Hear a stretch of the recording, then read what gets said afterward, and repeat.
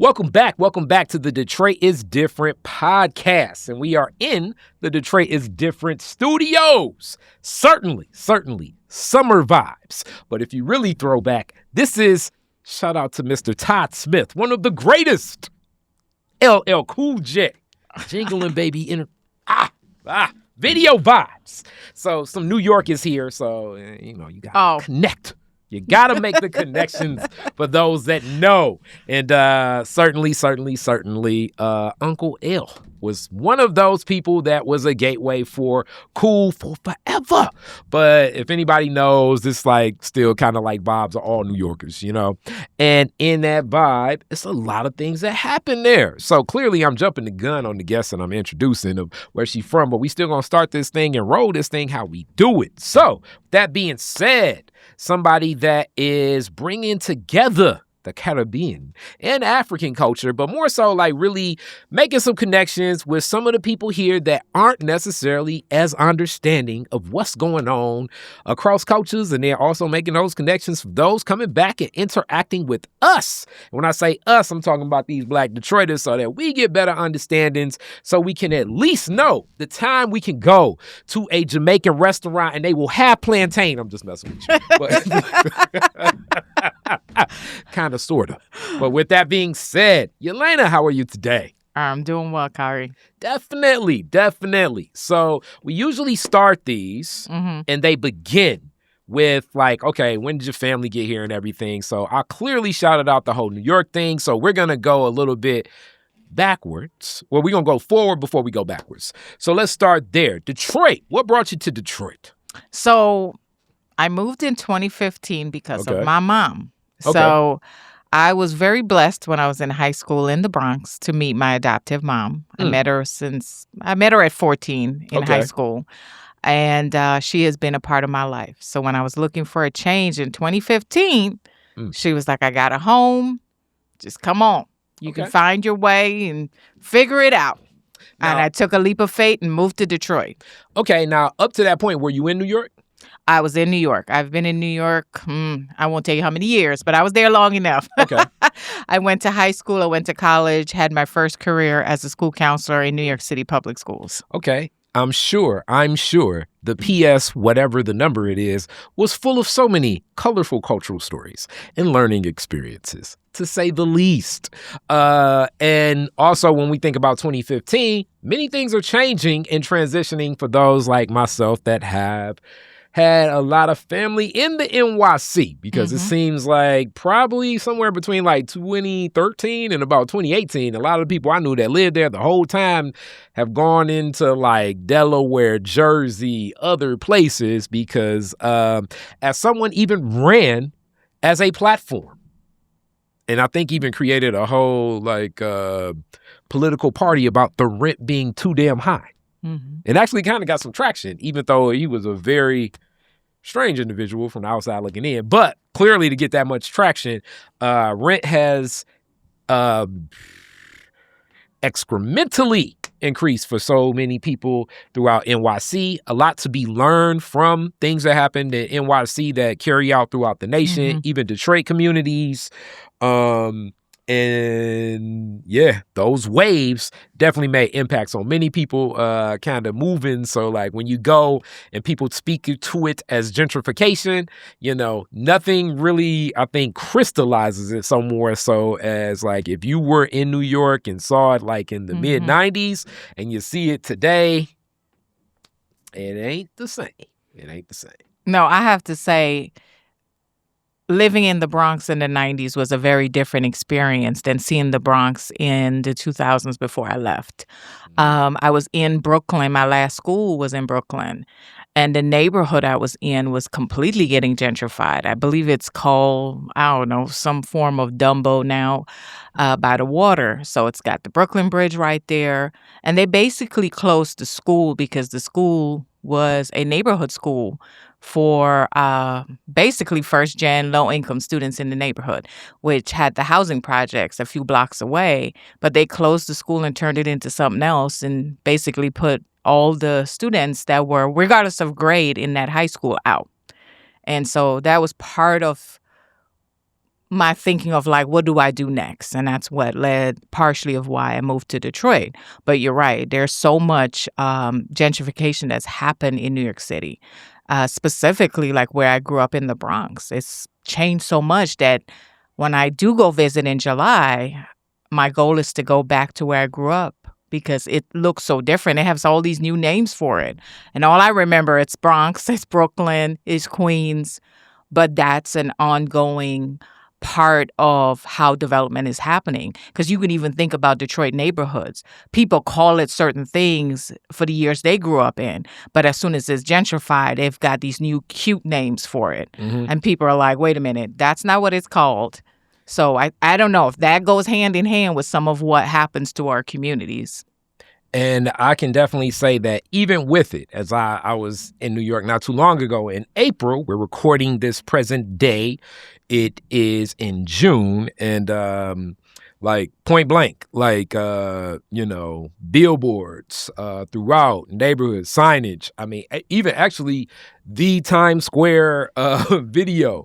I want to say I saw like 6 or 7 advertisements clearly in Chinese. And when I say Chinese, meaning like as Americans, we couldn't even read what was up there. So some of the gentrification that's happening in New York isn't just, you're thinking that, I guess, like, people may say yuppies or something. But nah, some of it ain't even necessarily Americans themselves. I would say that we would say speaking English, because if you can pay to have billboards upon billboards throughout the Central District in, Times Square in New York, clearly, and only want to talk to people that read Japanese or Chinese, that kind of tells you where things stand as far as, and not just in New York, but just in a lot of these major markets about what we're looking at and some of the transitions I think that will be coming to many neighborhoods across the place.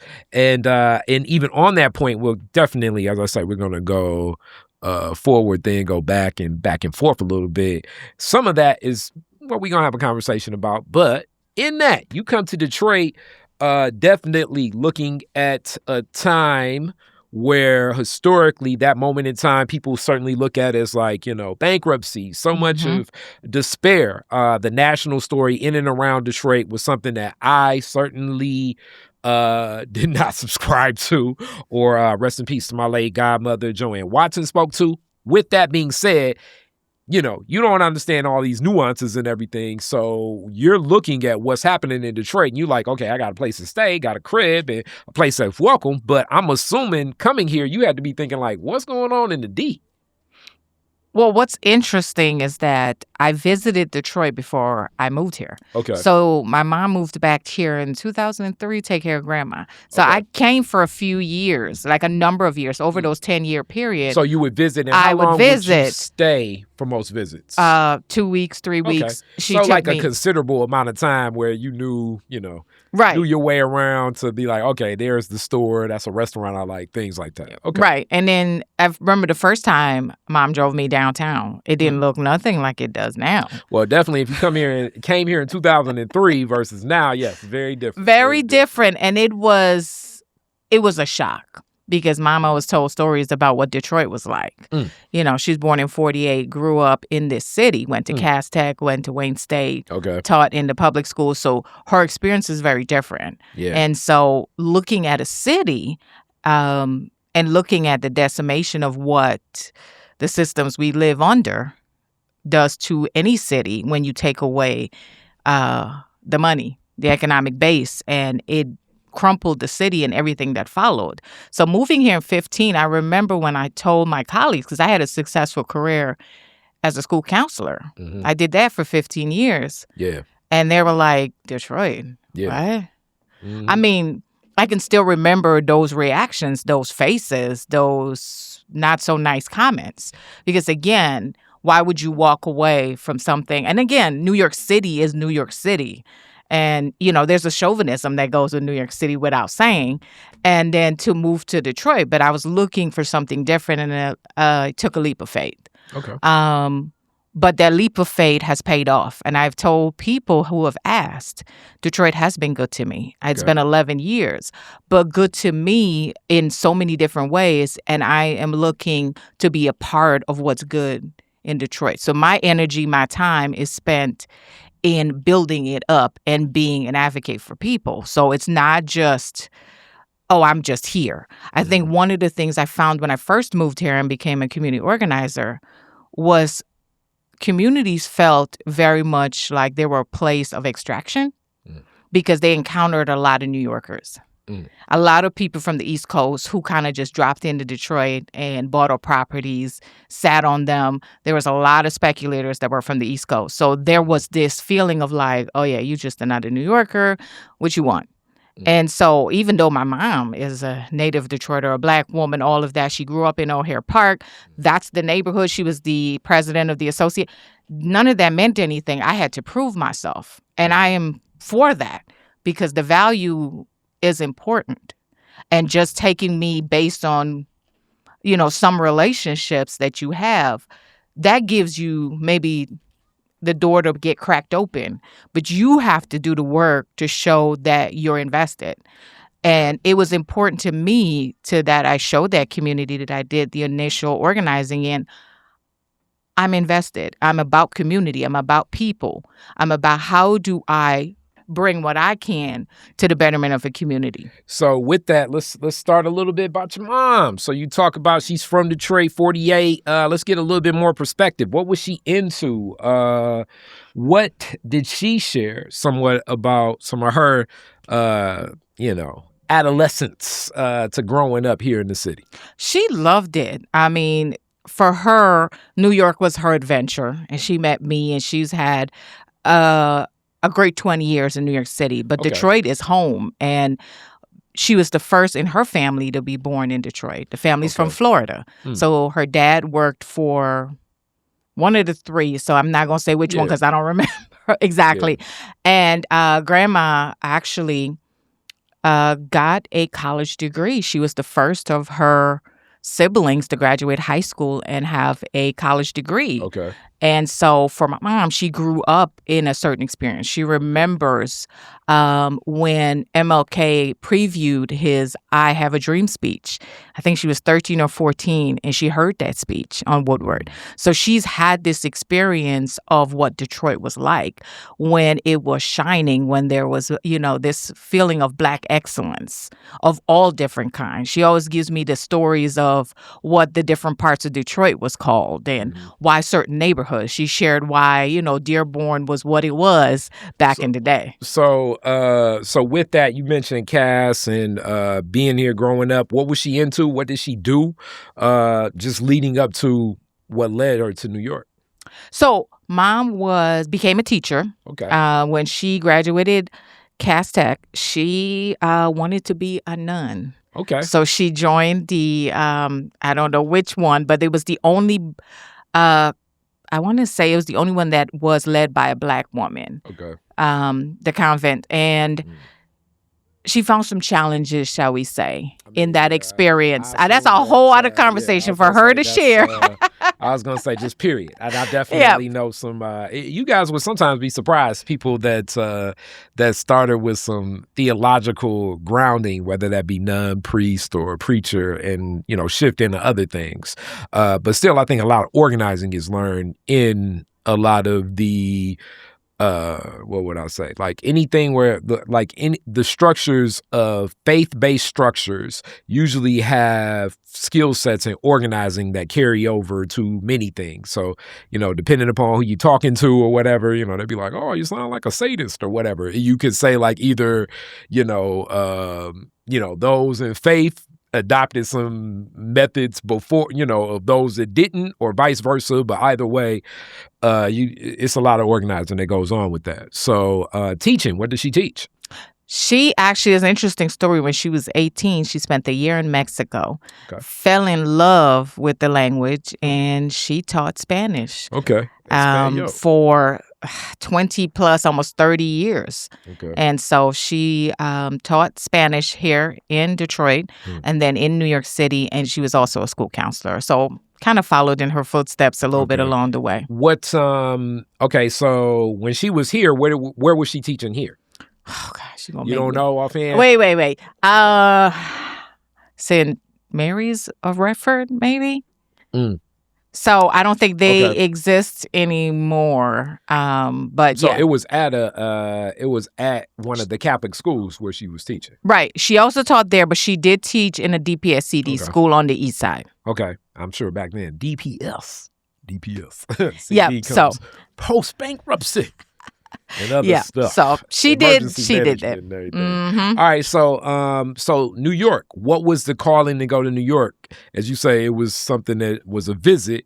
What was her calling to get to New York? She met the love of her life. I'm putting her business on Front Street. There you go. She did, and she was looking for her adventure. So it's interesting. I am more like her than anything else. My mom does have a child that came out of her body. I come out of her love and her spirit. And sometimes I'm more like her in the trailblazing and the trying different things. Okay. She followed her heart and went to New York. I followed mine and moved to Detroit for her. Something. So, and it, like I said, it's a beautiful experience and to have her. So where was she teaching when she gets to New York? She was the same thing, a Spanish teacher, but the beauty of where she chose to teach was a large high school, 5,000 students in the South Bronx. Okay. She met young people from all over the world, and she was, the blessing was I met her and she met me and my siblings. So. All right. So if anyone knows of the South Bronx, definitely hip hop history. I mean, it may be actually one of the songs where it's like I felt like the ground was shaking when KRS-One was performing that, and we were in a basement, and it was like, damn, I didn't even know the ground could move. But South Bronx, certainly one of those songs that just, brings stuff together and just, the bridge is over. So much hip hop history in New York itself, but definitely just in that borough and in that the creativity, the feel of a lot of that energy when we look at a lot of things that impact America itself that have direct impacts on what's happening in New York, and then the politics at the time create like an open space. In a lot of ways, I think this kind of parallels in Detroit. So as there is a divestment for multiple reasons, it opens up the door for creativity to just abundantly be captured and popping up throughout. So like running concurrent with hip hop in New York is also like, I guess like, for lack of a better term, I'm going to say like this whole new wave artistic energy too, because even though Madonna's from, Richton, she's a part of that New York scene, you know what I'm saying? And many others too, Basquiat and all these other interesting artists, interesting restaurants, just all this stuff is like kind of taking place, and a lot of that influence from the South Bronx. What was it like for you growing up and seeing so much of that culture there that inspired really, I would say, like waves of cultural renaissances in America that still are impacting now from like things that were happening in the 80s and early 90s? Well, I'll say this. Coming from Guyana at 14 and moving to the Bronx is a culture shock. Okay. Because for a teenager, this is the 90s, you're so taken aback by what you're seeing. When you grow up in other cultures, most folks look like you. The experiences are very similar. Here was folks from all over the world, multiple languages. That's the blessing of New York City. You can literally travel all over the world without leaving one of the boroughs, shall we say. And so it wasn't until I became a grown woman that I could appreciate the impact. And I guess that is the immigrant experience. When you're younger, you don't necessarily fully get into it, especially in your teenage years. You're trying to figure out things, find the balance, find your voice. This is so different. You go from a small school, wherever you're from, wherever country, and then 5,000 students and, over 100 languages and all of these different experiences. So for me, understanding the cultural influences and the significance of the Bronx was until I went to college. And I went to a predominantly white institution. And I didn't understand what it meant to be Black, brown, immigrant, other until I went to a white institution. Because growing up in the Bronx as a teenager, you didn't experience that because everyone else kind of sort of looked like you, had a sort of similar experience. You had Black Americans, you had Puerto Ricans, Dominican, Guyanese, Trini, Jamaicans, you name it. You had all the African countries represented. So it wasn't a different. You weren't othered until you left that vicinity. And for a lot of people, and I saw this full circle moment, a lot of my students over the years, they didn't leave the 10-block radius. The grocery store was there. The high school was there. You went to the movies. You did your laundry. Like every amenity, including the hospital, was close by. Going into Manhattan was an experience. So much less here you have an immigrant kid 2 years later is going to a predominantly white institution in upstate New York.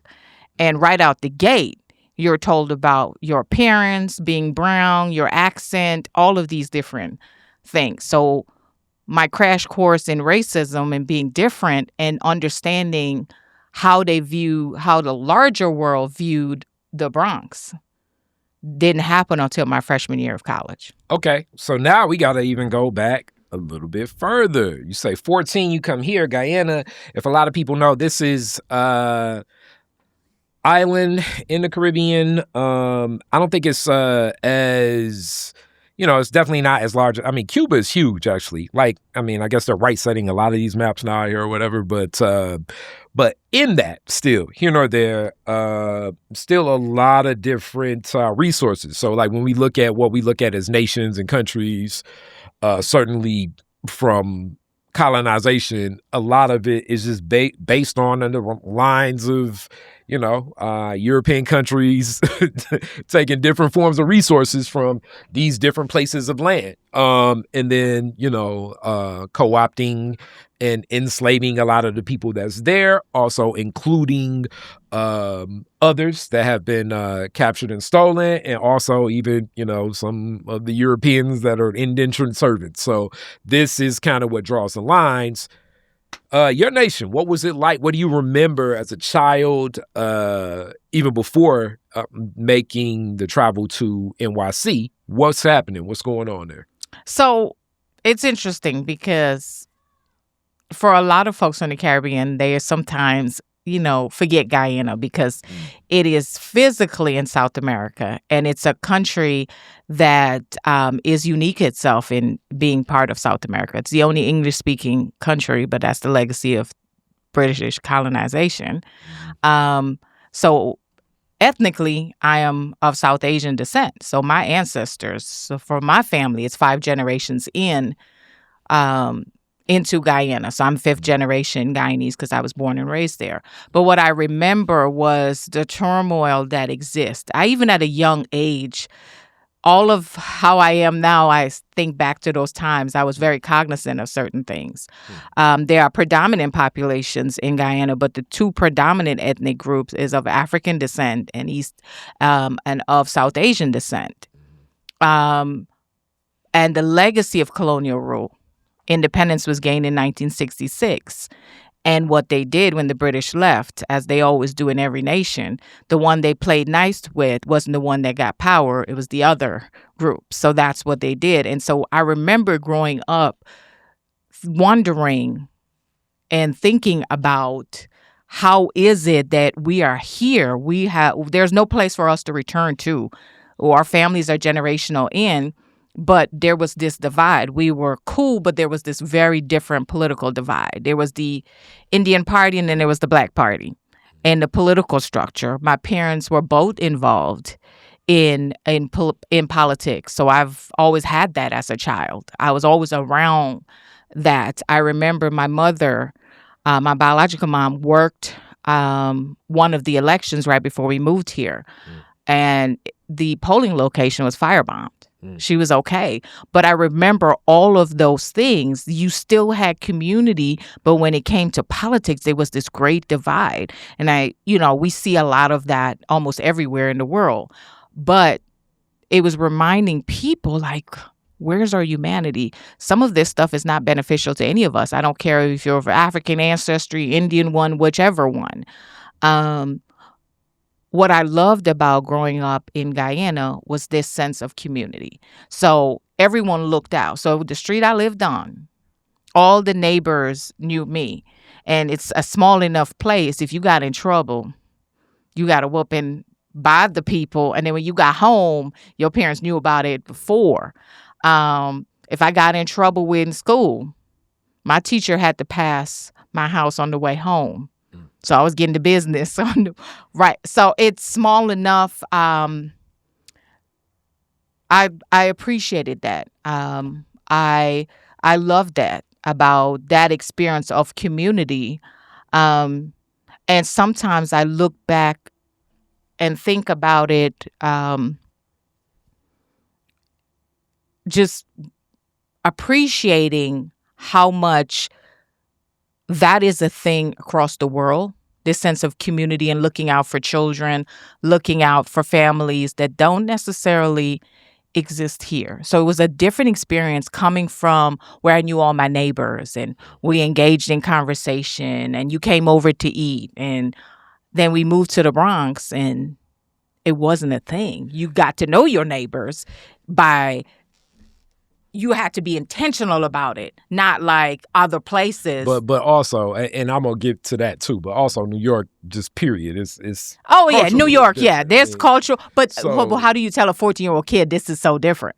I mean, you don't got to pick it up. New York's one of those places where a person can be shouting, saying they're going to assault the next person that walks by them, man or woman. They could be old, they could be young. And you got to be able to walk by them in a way that you like acknowledge the fact that they're human, but you also are like, don't run upon me. Yes, that's the non-explicitive way. But you learn that fast. You know what I'm saying? You learn that fast. You learn that, okay, this person could be defecating over here, but I still got to get on this subway. But yes. You learn a lot. You know what I'm saying about human behavior and interactions. You know what I'm saying?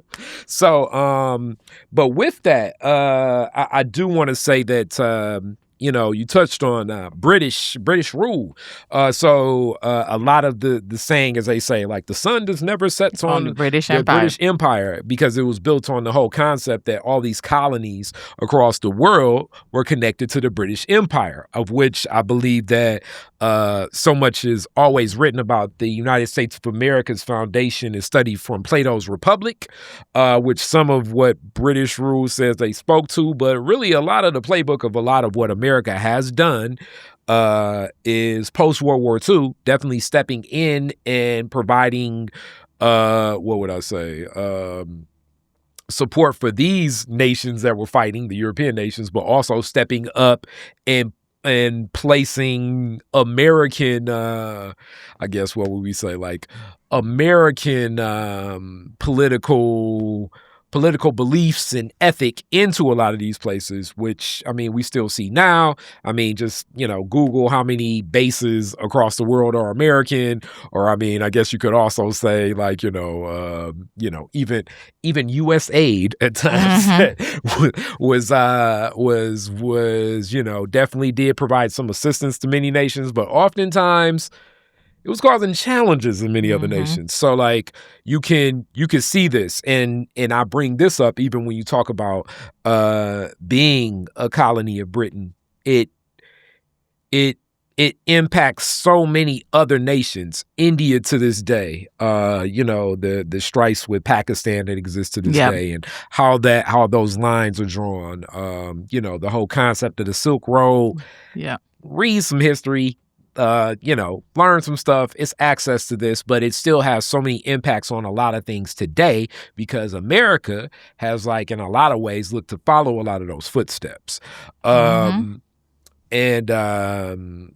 So you definitely are seeing, like you're saying, like firebombing of polling locations during your lifetime, and witnessing family actually moving forward with these elections, because that's another one of the things that people would say. It's a lot of it's a lot of elections that have taken place where clearly America has intervened, sometimes to the point of assassination. I think the one that most prominently comes to mind is the assassination of Patrice Lumumba. But, I mean, that's just one of many. Read some stuff, Google some stuff, find out a lot of things.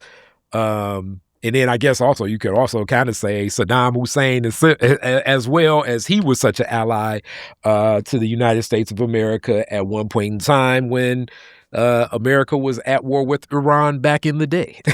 You know what I'm saying? So like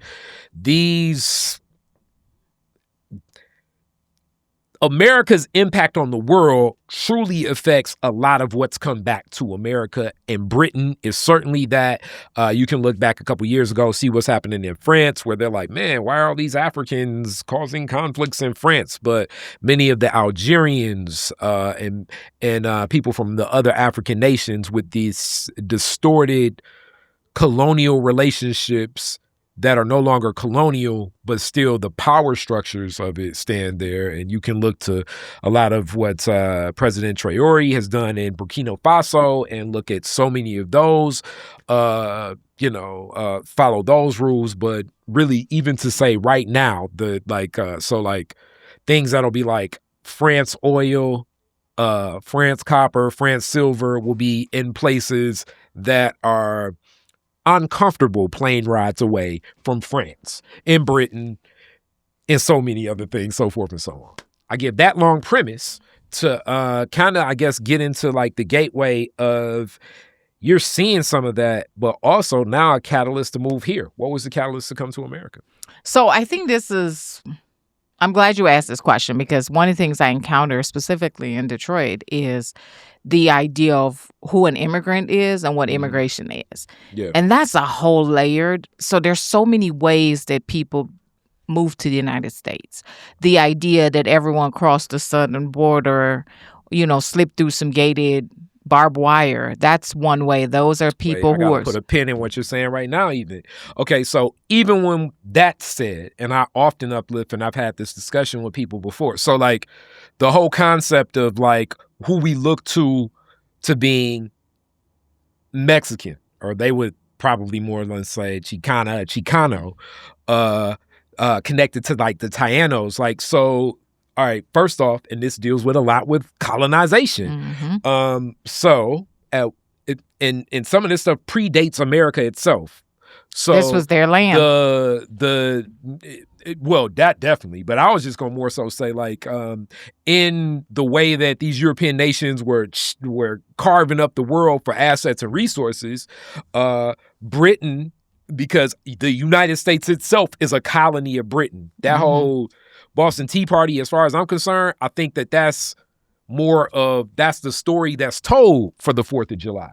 But the reality of it is, I always say it's stolen labor, stolen land, and that's a stolen loan. Like when I really look at the history of it, if we want to honor some things. So like that whole American Revolution was really just those being colonized revolting with the relationships they had with other European nations, primarily the Dutch and others. But along with that, within these 13 colonies, France had a huge parcel of what we look at as the United States of America. One of the parcels is Detroit itself. This was a colony of France, not the United States of America in the foundation. New Orleans as well. So then you go further west, this whole concept that the Spanish were fighting to have everything west, basically, when we think of it as, let's say everything west of the Mississippi.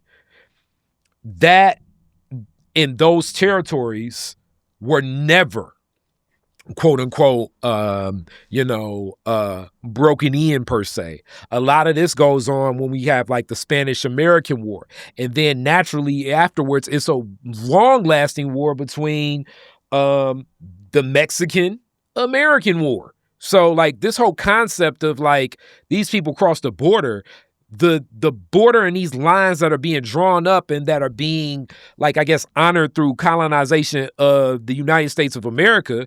These are ideas because a lot of this happens after the Louisiana Purchase, where Napoleon's troops are defeated in Haiti.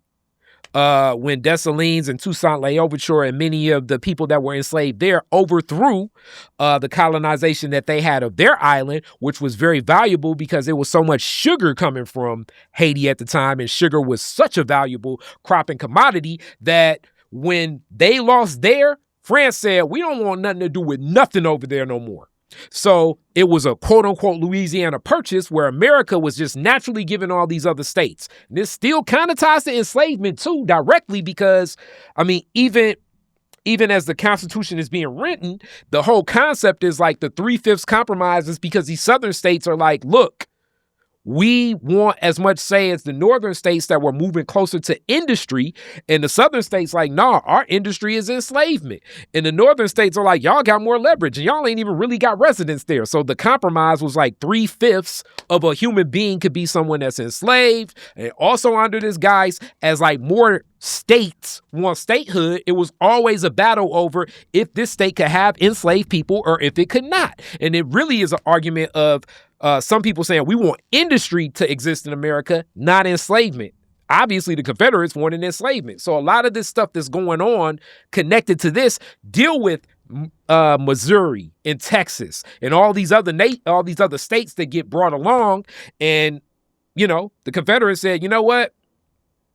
We're going to go to war with you, because they turned to those same European nations that America turned to overthrow Britain and got a lot of money and guns and weapons and stuff like that, and said, we're going to go to war with the people up north because we want this to be a colony that enslaves people. So this whole concept, like I say, like when we, like, the relationships are so interconnected, and it's just based on how the stories are being told. And a lot of the time, because American history is usually told through war, and it's never necessarily told really the reason why we're going to war, because part of the propaganda is also because we're going to war because this is the just thing to do. It's never really been the just thing to do. It's always something like over access, resource, to, I was going to say, influence of others and resources. And usually there's some gangster shit going on with it too. But I had to frame that because I appreciate a lot of it's like these people, first off, you know, a lot of the names of what we're even calling these people ain't even really what these people are, because they're being named after what they were colonized by. You're right. Like Africa itself. Africanus is like one of the worst people that you would think of. So like when we think of all of this stuff, America, that name, like all of this stuff, and it's, you know, and I'm definitely in no way think that I was going to get like so Neely Fuller, you know what I'm saying, in today's discussion, but I just want to lay it out because this stuff is all there to grab and get the information. No, I'm glad you provided the context, because it comes back to the question around, well, basically the lack of information around what an immigrant is, what they look like, and what immigration really is. And the one thing I found here in Detroit was the lack of understanding of what immigrants look like, what immigration looks like, because New York City has such a broad array of people from all over the world. It's a different experience. And so your question was, how did my family come here? And again, living in Detroit. Well, really, it was less how did they come here? What was the catalyst to want to come? So the thing is that my mother's brother was living in the United States. So he had his family. My grandparents were here. Okay. And my mother. They were in New York? Yeah, they were in New York, in the Bronx. What was the catalyst for him to make the decision to go to New York? Well, he met his wife, and they were in London first. Okay. And then they moved to New York, and so he wanted his family closer. So my uncle sponsored my grandparents first, and then he sponsored my mother, my father, and us. Okay. And so, again, I have to say this, and I say this all the time. Most people coming to the United States is not coming to take nothing from you. My family came here because my mother wanted to be closer to her family. My parents were successful. They were middle class. We owned our own home. We didn't live in a 1-bedroom apartment at 14. So I need people to understand a lot of people coming here are chasing the resources the United States have taken from their countries on a consistent basis. They topple legitimate governments and install governments that is what they can come in and do whatever they want. And usually those governments are repressive to their own people. So again, the power play of the United States. So when I hear people say, well, immigrants are just coming here because they want, no one wants to come here and be abused. You working at a job, you don't get paid minimum wage. If at best half of that, you have no protection because you don't realize that you could actually report labor abuses. So I think that the idea, that's why one of the reasons that you and I've had this conversation, and I wanted to use the spaces and platform I'm in to really break down those things. Like if you were to sit with most folks, even if they were middle class in their homeland, there's a reason they choose to come here. And most of them, they're giving up all of that experience, that privilege, shall we say, they had in their homeland. There are reasons why people leave. For my family, they wanted to be closer. My mother wanted to be closer. But it took a toll on her. She went from a teacher to working in a store to working as a home health aide. And it was a demeaning experience for her. And if you talk to a lot of immigrants and understand there are reasons why they come and what that experience is like, because this society is not very forgiving to so many immigrants. Now, you have immigrants who come here from upper middle, have the wealth and can move smoothly into sort of like a middle income America. But that wasn't the case for a lot of families. I think that, okay, so it's multiple discussions. So this is back to, I really think that what America does best is it's the story. It's the propaganda of it. Yep. So, I mean, even the whole, like, everybody wants blue jeans, which is not as effective now as it once was. So I think we also have to put ourselves even in like years ago. I mean, we're talking about decades ago. The only perspective of first off, even when we look at America's relationship with a lot of these other nations, as I think it was somebody that said it, and this is usually kind of, I think it's good. That's why I repeat it. So,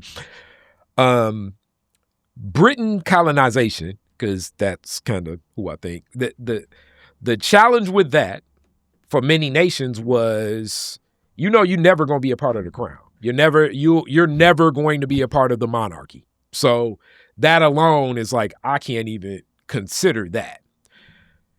The Constitution and the Declaration of Independence from America is a document that traveled the world many times. So like when we think of like people like Ho Chi Minh in Vietnam, even Patrice Lumumba, like, Kwame Nkrumah, like they're reading this and they're like, oh, this is great, because the thought process, this idea of democracy itself, actually more like executed. This is what we would want, because I'll never be a part of the royal family, but we could vote for our own people. We could vote for our own leadership. This is something that we want. So this is why even post-World War II, as America steps in, first the League of Nations and then the United Nations, and establishes the dollar usually is the currency that many people need to trade with and work with, like American ideas and this concept of democracy and capitalism seem like strong gateways to strengthening what your country can become. So that's one, right? The reality of it definitely plays out completely different than what I believe people would believe. I mean, I think it plays out a lot differently, even here in America, where, quote unquote, it's placed. I mean, technically, as they're saying, all men created equal, these people making that document were enslaving my ancestors. So that alone should give the premise of it. So that's one thing. The second thing, I think back to like the propaganda of it, the story, the idea is like opportunities in America, right? Now, what you say is the truth. the opportunity in America is connected because post-World War II, and this is often what's uplifted by many economists, is the argument of how America excelled into this world of being like a superpower in American exceptionalism, because in my mind, America got to reset the deck, and not just really through the lens of all these nations and other nations. It just went to Europe and said, okay, we'll take these colonies from Germany. We'll take these colonies from France. We'll take these colonies from Britain. We want all of this stuff to happen. All these European nations need to be rebuilt. All of the industry that's happening and moving here that creates the American middle class was really built through the gateway of selling to these European nations and the colonies of which they had. During that time, the story that partners with that is something that I do think you have many people, even in those European nations, that look at coming to America as this opportunity. And there's some truth in that. The challenge, I think, when it comes to the Black critique of this is that at times, as people that come here, they look at the Black struggle and they say, damn, we only been here for 5 years and y'all been here for forever. How y'all not got anything? And they're not even understanding the levels of discrimination that have been designed intentionally from America to oppress Black people. So, like, I don't even think this is natural history that people should learn. As the Third Reich and the Nazi regime was trying to figure out what to do and how to do it, they come to America and study what the South is doing to Black people. And we've been dealing with things like that since. So I think it's a dissonance, the same way, like, I think a lot of our dissonance is Black people here, because, you know, oftentimes we're not traveling many places, and let alone if we do travel, we're probably getting the experience from the traveler's lens, as I call it, the resort view. You go to Jamaica and you live in, and you're in the resort space. You know, you like, damn, it's all this free food and this liquor and all of this stuff. Why are these people mad? And it's like, well, that is the resort experience of Jamaica. You go 7 miles into Kingston, it'll be a whole different Jamaica that you're going to feel. You know what I'm saying? So I think it's a dissonance there as well. So there are two things I want to raise with you. One, what we witnessed after, these countries won their independence, we emulated, our political structure was an emulation of the empire. And we replaced massa with someone that looked like us. And the problem that we had was that they enforced and then reinforced all of the exploitation that came along the way. So you have leaders who were willing to be different. And as you saw, they definitely got the short end of a stick and usually ended up dead. And then the ones who followed and told the company line, for a better use of term, they survived. But they enforced and then reinforced what the rule was under British colonial rule. And you saw that with many nations. And that we are still living those legacies of it. And damn, it's like I didn't even think I'd be talking this much. I want you to get to your second point. So that was the first thing that made me think, because in my homeland, Walter Rodney is revered around the world. Mm-hmm. He is from my homeland, and he was murdered in his 30s. But why he was murdered was what he was saying, what he stood for. And being different there's a price to pay for that. Mm-hmm. So that's one about the political structure. To your point about the immigrant experience and the Black experience. Mm-hmm. As an immigrant woman, in my community, at times I am ostracized because I have to remind my immigrant communities, it doesn't matter if you're in the Caribbean, you're African, wherever, if you're brown, we are here because of the civil rights movement. We are here because of the Black experience, the movements that have existed in this country by Black people, that we have the immigration that we do. That's the first thing. The second thing is we are used to break the backs of Black folks. We have not faced 400 years of repressive rule, of systems that have only evolved. So you think about policing. There were once the slave patrol. You think about the housing. You think about employment. You think about all of the systems that are built on enslavement of a people. They've only put a lipstick on a pig, basically kept changing the names. But all of these systems in play are meant to make sure that Black folks never get to that level. So, yeah, we allow you to break the glass ceiling, but only one of you can get through. The rest of you are here. And I think that's where I fall out with my immigrant community, because I'm not going to be that pawn in that game. And I have to remind them, we need to learn the history of this country. We need to understand where the ally lie. And it's not with white America. They are not the ally here. And this idea of immigrants wanting this proximity to whiteness and being of South Asian descent, and South Asian people really work my nerves with this. And I really stay away from them because they're in such a full on, I want to be this. I'm like, you're never going to be white. You're never going to get as close. You are a pawn in this game. So they use people of all Asian backgrounds to say, this is the ideal immigrant. This is what you want to be. And we fall into that trap. Mm-hmm. And so I don't fall into that trap because that's not a line that I would follow. But I have to say this, Kari. It was my college experience. It was going to a predominantly white institution, encountering racism, sexism, understanding what the othering is, what the Black experience is, what it means to be that in the United States is what opened my eyes. Because I had family who would be like horrified at the things I'm saying right now in this moment. But this is my truth because I have been exposed and I've read and I've had other experiences.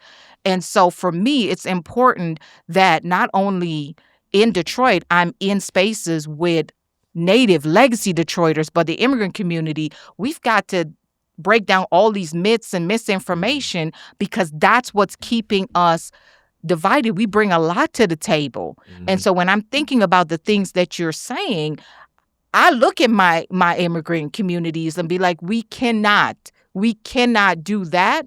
And I am not going to be standing with you when you do that. You're going to find me over here. I'll create a whole new space and let's figure out who wants to be in that space. Because if you want to hold on to these narratives, that's going to keep us in that enslaved, colonized mindset, which is consistent in so many places. And let me say this too, and this is just contextualizing it. And the point, thank you for sharing what you shared.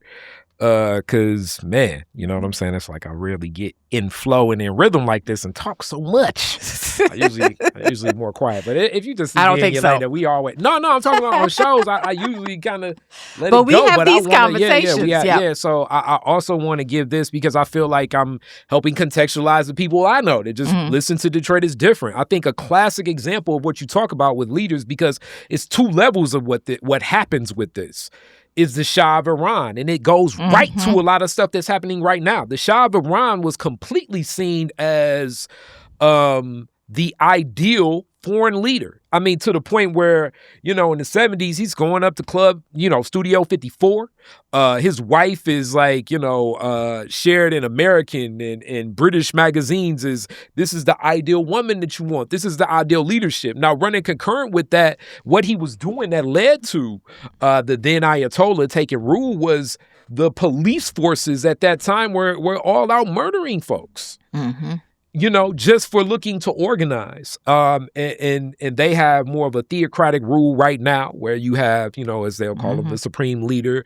And this is, Islam and Shia Islam, which I think more people you probably will run into are more so like in a Sunni faith. So we can look at, and this is the very watered down Kari Frazier version of explaining Shia to people. But Shia is more like kind of like I think how Catholics would look at as the Pope. And a person that's Christian, that's not Catholic, you look at it as like, hey, I go to church with pastor, but he ain't necessarily my leader per se, but these are the rules.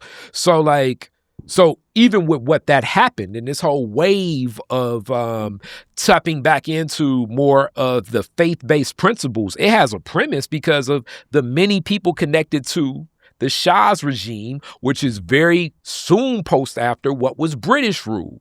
And a lot of those businesses carry on. Now, as Iran is doing that, and, it's more than just the magazines and, your wife is amazing. It's also the access to the other barriers of control of which America does. So those barriers of control are like sanctions. Like in the deal that just was released about America saying like, we're considering having a deal with Iran. And I'm bringing this up because it's so right now.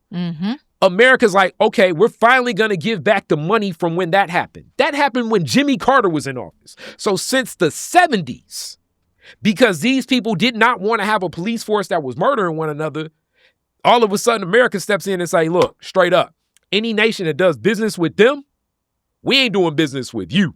You got to fly like this if you want airports and things like this. So it's like when you say like, the people that choose to live under more colonized like rule are being, I guess the term that a lot of people say is like puppets for these other nations.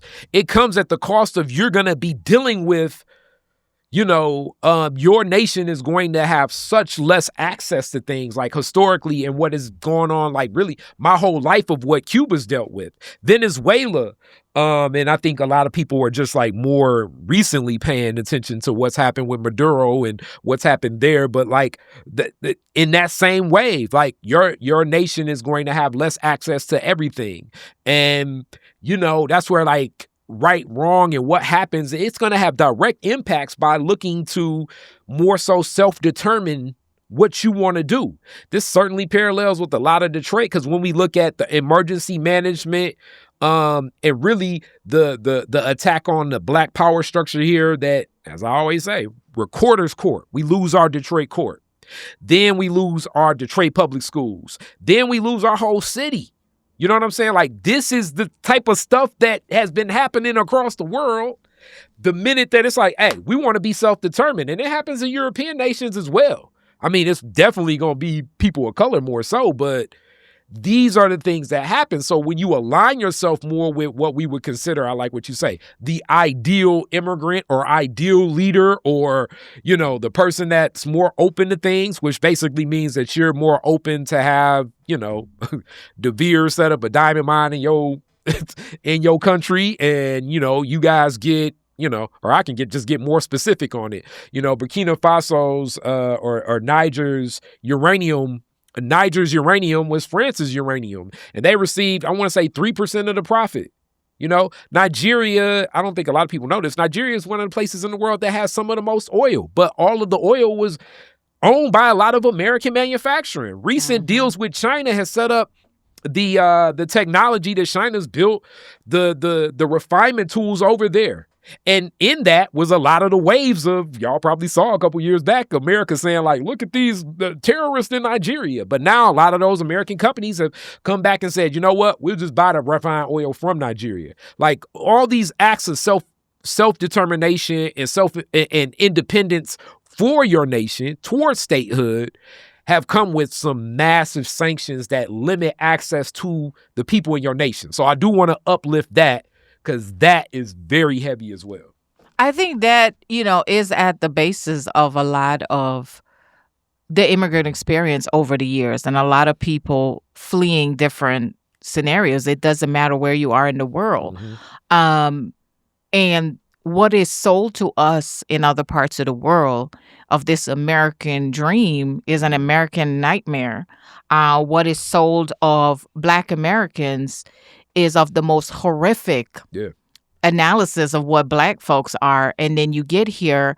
And again, if you don't study American history, you don't pay attention, you're not engaged, you're not going to be exposed to it. And so whenever, again, immigrants say, well, I've been here and I've done that. And I'm like, no, there are certain things that you are not going to face, that even though you are Black or a brown immigrant, you're not going to face that as a person who is a Black American that have been here for, 4 or 5 generations. Now, what is interesting about this time now, in this era, in this political time, they don't really care, because there's clearly no distinction, which has never really truly been any distinction.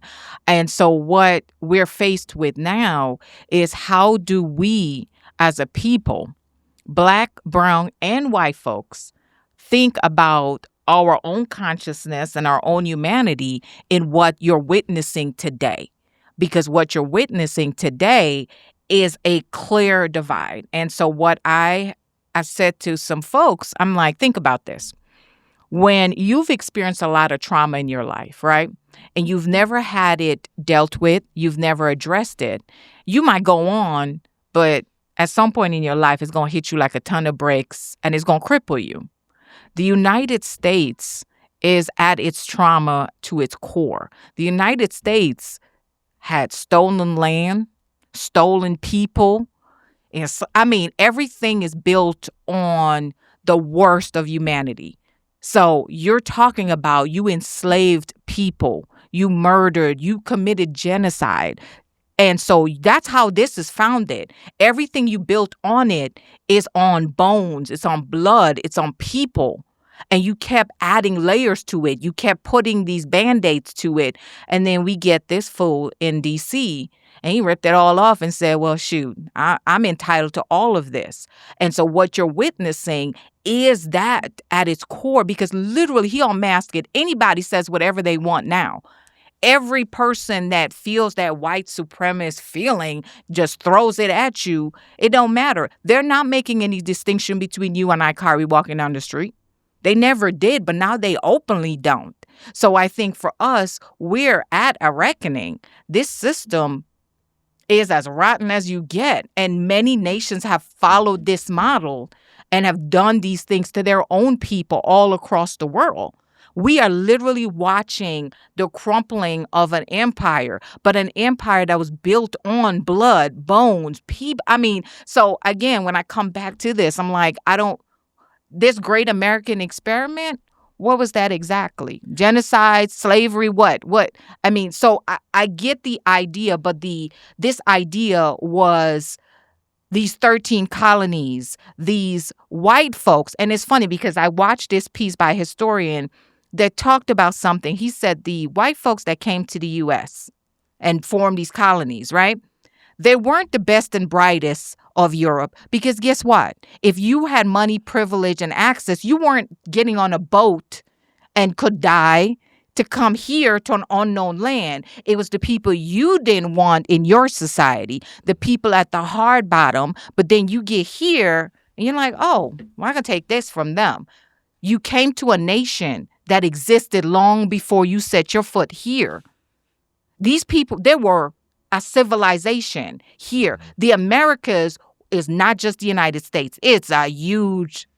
Yeah, I think also, like, Columbus is. Oh, don't get me started about first. But also the other key thing about this is, like, this is where you need to understand, like, the understanding of this. And some of this premise, I think, deals with, the territory of Europe itself and the viability of that land. It creates things like, deeds and land and ownership and stuff. So it was, you come to a place where there's no such thing as ownership.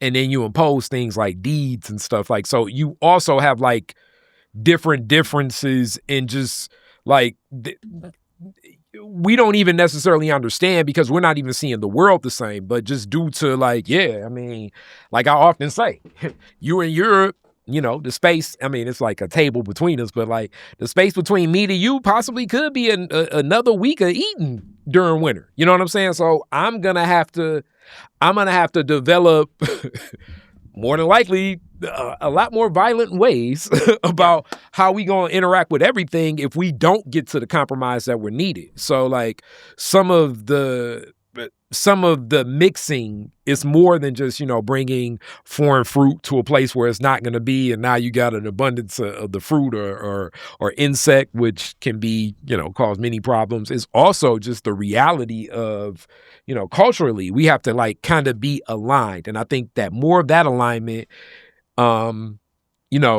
is going to be a gateway for better understandings for everyone that's here that we got to interact with, even those that, we would say that definitely we are completely on different pages. Agreeing to not agree is actually a good place to get to at times. Well, I don't know if we're at the agree to disagree, because my thing is, Kari, I'm going to be very honest with you. If your disagreement with me is my humanity, we ain't going to agree to disagree, because you have people who see us, both you and I, as less than human, than less than any value and any right. So if your whole basis is that I am less than because my skin looks different, or I'm from another place, or you are, there's not a space to agree to disagree. And I think that's where we are in a time where you either stand in the side of where you value humanity, however that shade looks like, or you don't. You are buying into this idea that everybody else has taken from you. That's why you're poor. That's why you don't have a job. You don't have medical. But this illusion that a millionaire or billionaire is going to save you, but everybody else over here is taking from you. And so that's, again, where I come back to this idea of, like, in Detroit, I literally keep saying this, we are all in this same boat. If you've been here for a couple hundreds of years, you are just here in the last 5-10 years, the access to information doesn't exist for all of us. The access to resources, the cutting of social benefits, social program, the dismantling of public education affects everybody. It's not an immigrant thing. It's not just a black thing or a brown. It's a everybody thing, including poor white folks. You might think, well, shoot, that's over there for them. I'm white. No, go back and look, because you're in the same school system. It's just that everybody might look like you versus some of the other areas. And so switching into that to really looking at the United States is in a space of the greatest divide of wealth. And they have convinced these people of money and privilege at the height of what they have convinced some of the poorest people that some other poor people are literally taking everything from you. So, and I got a lot more points to that, but I know we get into a close. So I want to hit with this. So I'm definitely fast forwarding here. You work with an organization that definitely connects you with a lot of community groups and organizations. What was getting here and now working with schools and working with communities, and in a lot of ways they're kind of like hand in hand, even though certain things have certainly impacted the education system that break it up a little bit. What was the call to action for you to involve yourself in community? One of the things I live by, Kari, is that when I became a professional was that everything I do has to make a difference in someone's life. 15 years with young people, I can tell you so much about each of them individually. And so when I came here, I was trying to figure out what do I want to do. I tried a school that didn't work. I couldn't figure out how to break into that. But again, I am a staunch advocate of public education. That's where I wanted to work. I said, you know what? I love being around people. So I did the community organizing with O'Hare Park. And I fell in love with that because I realized all of it is organizing. Because all of the years I spent with young people was organizing, was helping them see that you deserve this access. And that is the same thing has translated into the work here. And all of it to me is always about being effective, making sure that I'm able to be an advocate and a supporter of people. And so I enjoy that experience. And that experience has then led me to work in political offices, led me to work in nonprofit spaces, not mentioning any of them by name, but it allowed me to see Detroit in its full beauty. And one of the things I love about Detroit is how organized neighborhoods are. New York has it, but it's such a different scale and a different experience. But I love the grassroots organizing that exists in this city. It's beautiful to me, and it's so much of a history and a legacy to see all of the elders that have done all of this work to make sure that their neighborhoods are still together. And I love sitting with them because I learned so much about Detroit, about the experience of being here from them.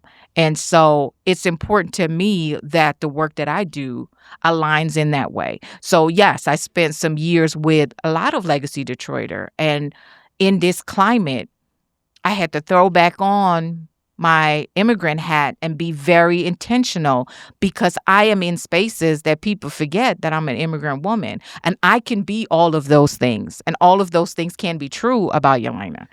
And so I describe myself, Kari, as a Black woman of Indian descent.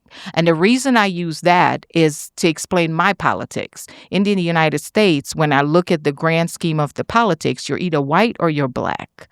And so for me, Black is a political term. It's a term of strength. I understand the dynamics of the ethnic and the cultural piece to that. And the ethnic part of me that is South Asian giving, to my ancestors. And I am proud to be an immigrant woman. I am proud to be a Black woman living in the United States and living in Detroit. And not because of what the United States is. I am here. I came here not because I had a choice. So you came as a relationship with from your moms. Right. But I'm saying in general, coming to the United States was my family's choice to move here, my mother and father. Yep. And so when I think about how unique Detroit is, and it is grown because Detroit now, my mom always says when she was growing up, Detroit had Black, white, the Arabs, and the Latinx community, right? So now you have all of this. Now, the Caribbean people, they've been here over 100 years. Most Detroiters don't know that. There's an organization that is 106 years old, the West Indian American Association. There are multiple groups. There is a huge influx of East Africans in the city of Detroit and Northwest Detroit. There have been a huge Caribbean population in this city. So there are so many groups that are here that add to the beauty of this city. You see all these different restaurants and different cultural experiences and, all the latest rave. I think we add a lot to any place, but it's also, as an immigrant, it's incumbent upon us to learn about the place we're in. So, organization. You're looking to organize this a lot more formally. I remember we had a talk early about it. I'm like, yeah, you can come on the show. What's that been like? So I have spent a lot of time, as June is National Caribbean American Heritage Month, and we've had recognitions over the years from both the state, congressional, specifically congressional with Rashida as our congresswoman. And again, we always got it through the District 6 office, first with Councilwoman Raquel and now with Councilwoman Gabby. But this year we were honored to have Council President present us with that proclamation, and we appreciate that. So we've been spending a lot of time in this month celebrating that. It's a national one. Then we had Africa Day, which was May 25th. Okay. And again, there are so many things that are happening. It's not so much out there. And so part of what I'm working on and navigating, and again, I got really tapped in with Dr. Sadie Sarr, amazing woman. She is my Shira. I want to be her when I grow up. Yeah. She is doing such great work. And we need to be aware of what's happening in our city to our neighbors. People are literally being kidnapped and put into these concentration camps in our city. We've got to talk about this. And so the coalition building is not just, let's get some Caribbean people, let's get the Latinx, let's get the Arabs, but how do we collectively, this is our home, this is our city, we need to get together and figure those things out. And when I say us, I mean all of us. I struggle in spaces where people talk for us. But as a Black man, you understand that because so many times you got movements where It's about liberation, but you're not at the table to help figure that out. And I don't do no tables. Like, I cannot sit at a table where you're talking about these experiences, but the representation isn't there. We're not doing that in 2026. So for me, it's tapping into all these spaces. I'm willing to sit down with everyone because it's important. This time affects all of it. It's always affected all of us, but we're more in a space right now where everything is hitting all of us at the same time. Well, I definitely think, like, similar to, especially like as many of our ancestors made the pilgrimage and the Great Migration and had to like move in certain ways because, you know, they were fleeing the horrors of the Ku Klux Klan or other stuff. I understand, and I'm not saying necessarily I'm standing with it or whatever, but I do understand that there are certain people here that have an immigrant status where they're feeling a lot of trepidation about boldly moving in any place or space. And I think that's also part of that's one of the things that's implicitly like designed to like stop some of the organizing that could happen because people feel like this could risk, if not them, people they're connected to, or, you know, places they run, or, you know what I'm saying? It's the back in the day, you know what I'm saying? Like you owe a bunch of like back tickets and they'd be like, hey, get a free TV. And it's like, damn, they done arrested everybody. You know what I'm saying? So like, I do understand that. And also, like, you know, that's where like the grounds and the roots had to be set, or the seeds got to be planted where the roots are set so people can even begin to build more the trust and the relationship of not just you, but the others that you with. Because, definitely we've also learned over time that sometimes those that walk with us have co-opted us. Skin focus and kinfolk. Yes. Yeah. So like, so I do understand that, but these are, as I shared, like, it's great to have you come here and connect with this and just a little bit. Clearly, you know what I'm saying, Laura? We scratched the surface. Talking so much about, you know, history and context of a lot of stuff, but this been heavy on my mind, especially with everything happening in Iran and having so much of a historical context to things that I don't think often are like presented to people just the way that we look at information now. With hence, that's why Detroit is Different exists, to like help some stories be told from a different context. So if a person's interested, if they do want to support, if they want to find out more, if they're, you know, one of the Caribbean groups themselves, how do they connect? So there are so many groups. We can talk about the Caribbean Community Service Center. That is Sophia Chu is the executive director. We've got the West Indian American Association. Vita Dennis is the president. We've got the Jamaican American Association. We have ABISA, which is head by Dr. Sadie Sarr. You have the Liberian American Association. I'm tapped in so many different places. There are all of these that we can certainly share. And like I said, anyone can reach out to me. You want to tap in, but see, I will be very clear. As an immigrant woman, I'm in a lot of spaces, but I do move with a little bit of internal intrepidation because a lot of what has happened to us is that we get stopped for a traffic stop and everything goes after that because it does not matter what documentation you have. They don't care. So the bottom line is I understand people's fear on that, and I'm happy to share information because one of the things that I will not allow is for what's happening to stifle me from being true to myself and the work and being in those spaces. So I'm happy to connect with some folks because it was important to me to talk to you and use this platform because I am blessed to be in these spaces where I'm dealing with immigrant communities. I'm trusted in those spaces, but I'm also trusted in the organizing space with legacy Detroiters. How do they get in contact with you? Okay. So you can reach out to me on my phone, and I still got my New York number, so bear with me, 646-670-7953. I'm not giving up the New York number. I know I've been here 11 years, but... It's going to be a voicemail like, the I told my friends I'm on the New York little insufferable for the week. But also email, which is my first name, YELENA CHANDRA 13 at Gmail. I think we talked. I didn't even say my full name. It's Yelena Ramautar, and I'm happy to connect, Kari. I love having these conversations. There are things that I don't know that I'm always open to learning. I do believe I'm going to be learning until the day I die. So please share. Let me know. There might be things about Detroit that I don't know. Like I said, I love this city. This city has been extremely good to me. This is the city. This is the birthplace of my mom, who I love dearly. And so I always think of her, and all of the fire and the fight you see in me comes from her. Okay. That influence is tremendous. You got that right, if that's where.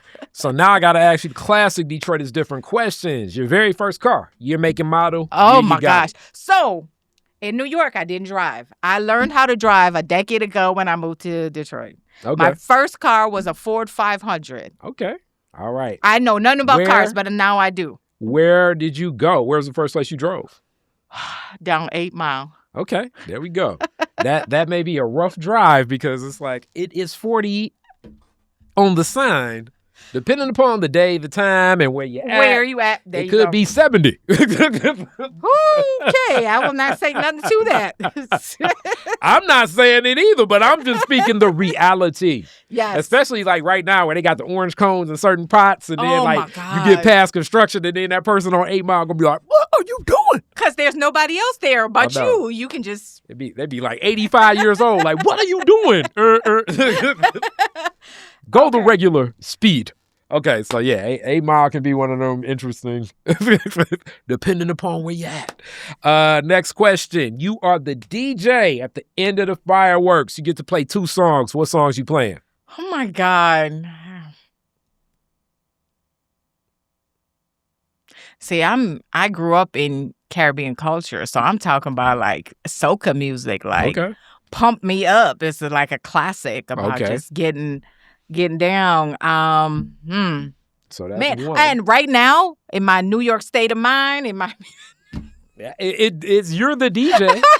I know I would get booed off the stage playing New York State of Mind. I'm sorry. Okay, I'm there sorry, we go. my people. It was so weird. It was like they had like the NBA finals, and it's like, damn, Annie Up is the song. Yeah, I'm like, yo, this is. I never in my life thought MOP would be playing during the NBA finals, and Mike Breen is like, back to the NBA finals, and it's like. I mean, there's every version of a New York song playing right now. That's what's at the top of my head. Like, come on now. I mean, it's like, I thought it'd just be Billy Joel. And I like that one, too. I like the Billy Joel New York State of Mind as well. I mean, it ain't as dope as Nas's, but that's dope still. Mm-hmm. All right, last question, because you are not native to the city. All right. Spaceship flies down right in front of your crib. Door opens up. E.T. levitates out and is like, take me to the most Detroit place you can take me. Where are you and E.T. going? Oh, my God, Kari. Come on now. I think I'm going to get my Detroit card pulled because I can't think of. I don't know. Dang, you going to have me out here with these folks. They going to be looking at me like. Where are you taking E.T.? As you tell him about the rights that he needs to be standing up for. That's true. It feels trivial to say Belle Isle, but that is the number one place that people say. But I'm thinking about not how much they've changed Belle Isle, but like when I first moved here, Belle Isle. Come on. I'm just saying there's so many restrictions and craziness now. Who knows? He may have a time machine dial in there. In the space, we don't know what E.T. has. That's a good question, but yeah, I didn't want to go because I'm not a girl that likes to go to the current the island. I like the current island. We gonna actually have Megan in here not too long from now, but Belle Isle is always a gem, and that is the number one place that people say they are taking good old E.T. It's like the spaceship, the water. mean, you still got Halima's art exhibit about all of the, she was like, it was a whole thing with ducks that live here and all of this. And then also the aquarium is amazing. The planetarium is amazing. It's a lot of cool stuff on Belle Isle. But sometimes, as far as I'm concerned, I'm a cruise, listen to music person. That is one of the best places. Now, I don't know what type of playlist E.T. would want, but... Yeah, he won't like my playlist. It's going to be all kinds of cultures because that's what my playlist look like. But you know what's beautiful, too, about standing on downtown Detroit is you see a whole other country and you be like, please take me. Hilarious. But, yeah, so I do love that. I mean, I appreciate that. Okay. With that being said, thank you so much. Thank you so much. No, thank you, Kari. I appreciate you, having me on, some immigrant woman from another place and another time and just kind of chatting about. I know. I definitely probably talked 50% of the time, given all these like facts and stuff that be in my nerd brain about certain things. But like I say, anybody watching, thank you so much and the efforts that you got going, because a lot of the whole concepts of even citizenship itself, when you look at colonization and what that is and these lines that are drawn from place to place to place to place. But who's it's a lot of, how do I put it? It's a lot of powers and controls and government-based stuff about resources being extracted from these places that drew these lines in the first place. Yep. Like fun fact, at one point in time, the Michigan territory had a war with the Ohio territory. Long time ago. And it wasn't Charles Woodson's Wolverines versus Ohio State. I was about to say that. Like, we have a war with them every time. And you talk about, yes, you do not want to have a Michigan plate and Ohio State's playing Michigan. You don't want to drive through Ohio. Rent a car that got an Ohio plate, because you're going to get flicked just for no reason. No reason. But that being said, thank you. Thank you. Peace.